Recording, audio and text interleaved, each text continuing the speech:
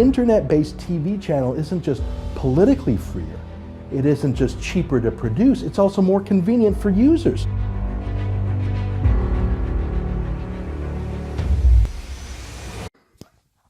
Today's headline that's gone all around the world says that Tommy Robinson says he doesn't care if he, as in me, incites fear against Muslims.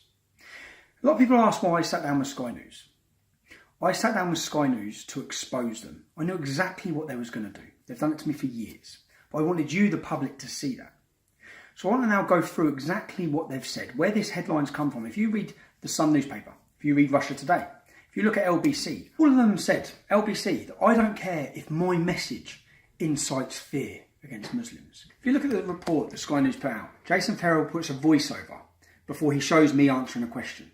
In the voiceover, he leads the public to believe that he's asked me about my opinions causing fear into Muslims.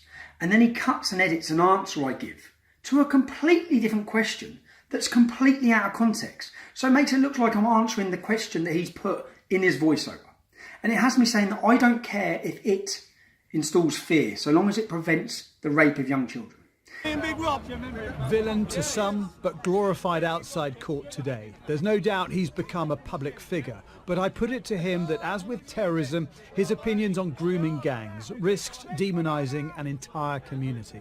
Do you know what? I'll be honest with you. Yeah. I don't care if it incites fear, so long as it educates the children and prevents them being raped. Okay? Do you really want to leave this interview with the thought that you're happy to instill fear of a community of 3.8 million people?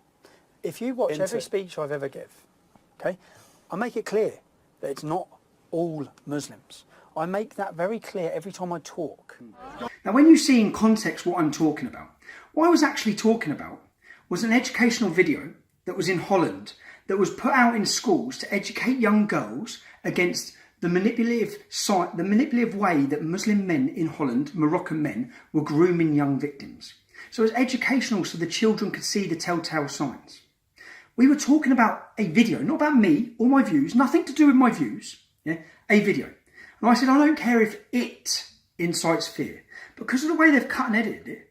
And then when you look at their headline, all of the headlines, Sky News run the headline, Tommy Robinson says, I don't care if I incite fear. I didn't say the word I said it. I didn't say the word incite, I said incites. They've actually changed two words, took letters off of both words, which completely changed the context of what I said. It makes it look like I'm talking about my views, which I wasn't. You're going to watch the video in its entirety. I was talking about a video. I said, I don't care if it, the video. They've changed the words. They haven't even done a good job in their editing, because if you actually go on YouTube, on their own news report, YouTube, and you go into the transcripts, which you can get the transcript from the video, it says, I don't care if it. I didn't say I said it. I'm talking about a video, I'm not talking about me, okay? Now, across the whole world today, all of the mainstream media and all journalists, everyone with a blue tick, basically, on Twitter, has run the story that Tommy Robinson says he don't care if me talking about myself, I've never said that. This is ultimate fake news. And it's gone all around the globe. And I sat down with them to show you this. What they've then done is then he's cut in, he asked me a question, there's more conversation in between. But then Jason asked me and turns around and says, are we going to end this conversation? He's got an earpiece in. They sat with me for 1 hour and 15 minutes. I knew why, to get sound bites. So I had Kevin Carroll, my cousin, secretly record the entirety of our conversation. So now I can show you, in context, everything that happened and everything that was said. And you will see that the headline you've read today, in every newspaper, by all the journalists, they've changed the words and they've completely changed the context. I never once said, I install fear in Muslims and that I don't care. I never said that. I was talking about a video, an educational video to prevent rape of young children. So what you've just seen and what you're about to witness, and please, if you're watching this, share it. The public need to realise, and they think the public are that stupid that they can lie, manipulate and change and put their narrative into any story they want to make you think a certain way about people and their opinions. And this is a perfect example of it. When I walked out of prison, when Jason Farrell first came up to me, I said, what's the point in speaking to you? All you do is lie. Just completely proved that point. In the hour and 15-minute sit-down interview, we were having a conversation about grooming gangs. In every single town and city in this country, young children are being taken as slaves by gangs of Muslim men. Now, if you don't want to draw the correlation to the fact that Islam promotes and allows that, then you don't want to because you're too weak and too much of a coward to do it. But I will do it. I will tell people we need to look at why this is happening and understand why it's happening. I'm telling you that you're potentially inciting racial hatred. Unbelievable. You've been out on the streets. You get, you know, over the course of your time as the EDL as an EDL member, you were getting people out on the streets. What race have I mentioned? What race have I mentioned? What race have I mentioned? You've mentioned Muslims, and you mentioned Muslims aren't a race. You understand that? We've talked about Pakistani men. Islam is not a race. Yeah, but we've talked about Pakistani men who believe in Israel, and this is semantics. No. Whether it's racism or Islamophobia. You can't make an accusation like that. Semantics. You can't make an accusation like that on TV and not back it up. Tell me what I've said that is inciting racial hatred. You're suggesting that people of a certain origin are more likely to be rapists or child paedophiles or take slaves. If Jason thinks I'm inciting racial hatred by stating facts about Muslims being overrepresented with child rape cases, then maybe he thinks Sajid Javid, our Pakistani Home Secretary, should also be charged. I've already been clear that I will ask difficult questions about the gangs who sexually abuse our children.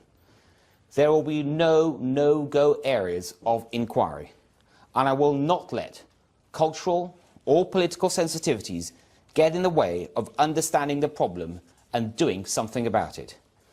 We know that in these recent high-profile cases where people have been convicted, that those people are disproportionately from a Pakistani background.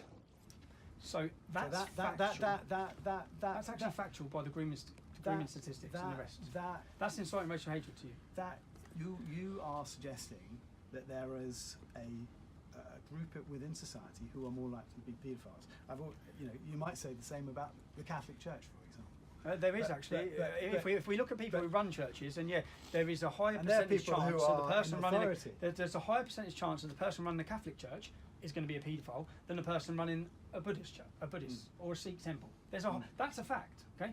Now another fact is that there is a higher percentage chance that it's Muslim men for street gang grooming. That's a fact. You're equating it to the book that they read. No, okay. When I sit on TV and I watch Boko Haram, who are a terrorist organisation in Nigeria, when they kidnapped 200 Nigerian women, we all saw the campaign Free Our Girls. Yeah? We saw every political leader holding it. What the leader of Boko Haram said on the camera is Mohammed has commanded us to do this. That's not me equating it. That's the leader telling us why he's took those girls. Now, he clearly says, we've took those girls because Mohammed commanded us to. If you look at ISIS and all the sex slaves they've taken, they clearly state this is justified under Sharia. That's why we're doing this. Now, what I'm saying is, if we've got sex slaves being taken in every Islamic country in the world, and then we look at the statistics in Britain, and we see that the majority, 90% of these grooming convictions, brothers are sharing young children as victims, cousins, fathers and sons. Okay? Yeah. There's something seriously different within this community that views how this is. There's no outlaw. In fact, at each one of these court trials, all the women and all the families are calling the young girls slags. But if you're worried about this, if you're worried about we started talking about the educational video, which Jason and Sky have manipulated to be the answer to a completely different question. Do you not accept making it more difficult for justice to be done? I mean, these guys are going through the justice system. No. What's your problem? Okay, there was a video called Loverboy that come out of Holland, which was showing that in Holland it's Moroccans, okay, doing these crimes. In Britain it's Pakistanis. We have majority Pakistanis. If you go to France, it's Algerians. Common denominator in all of them, they're Muslims.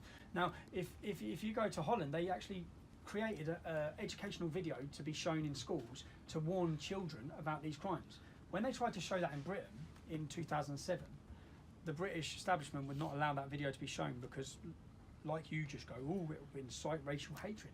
So because of people it's going to incite fear to suggest that when you also know that there are, like the group in Bristol, white paedophiles. Do you know what?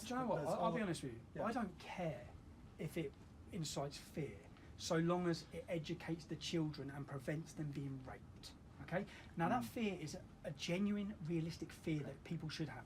You know, every parent who lives near a Muslim community who has a young daughter, that fear's already in them. Okay, because they're already worried, scared, because they know what's happening. Do you know how many girls I know that I grew up with in Luton who are now wearing burqas or have been abused and sexually abused and raped? So you've told me you're not really interested in going into politics. You're not really interested in that sort of democratic process. I haven't said that. I didn't say that. Well, you said you didn't want to become an MP. You just wanted to. I said that what I'd love to see is I'd love to see UKIP represent the working class people of this country, and I'd love to see them galvanise and politicise the support and the movement. That's what I'd love to see. But do you really want to leave this into with the thought that you're happy to instill fear of a community of 3.8 million people? If you watch every speech I've ever given, okay, I say, in fact, let's go back to my Leeds video, yeah, the one that I went to prison for. Have you watched the video? No, it was taken down. Oh, you've never watched the video? No, it's not been taken. Live stream. It's not been taken down. It's online now. Okay. So you haven't watched the video? No. In that video, I make it clear that there are many young Muslims that I've grown up with who would be as disgusted as me with what's happened to these children. Okay, I make it clear that it's not all Muslims. I make that very clear every time I talk. Okay, but just because the problem is identified from coming from that community, I'm not going to stop saying it or stop educating or stop telling the truth about it. Now, what you've seemed to have had a problem with so far is truth and facts. You don't like the reality of what the teachings of Islam are, and you have a problem with me identifying. No, I'm just saying. So now you've seen the actual footage. In context, you've seen that I never once said, I don't care that me personally, incites fear. I never said that. It's a complete and utter lie. You've seen that Sky News in their headline have changed 2 words to fit their narrative to paint me in a negative picture. You've seen the ultimate fake news. Sky News' job and the media's job is supposed to be report the news. That was supposed to be an interview where you get an in-context conversation about my views. And they've done everything they can to change that and swing it in a negative narrative. That is not journalism. That's propaganda.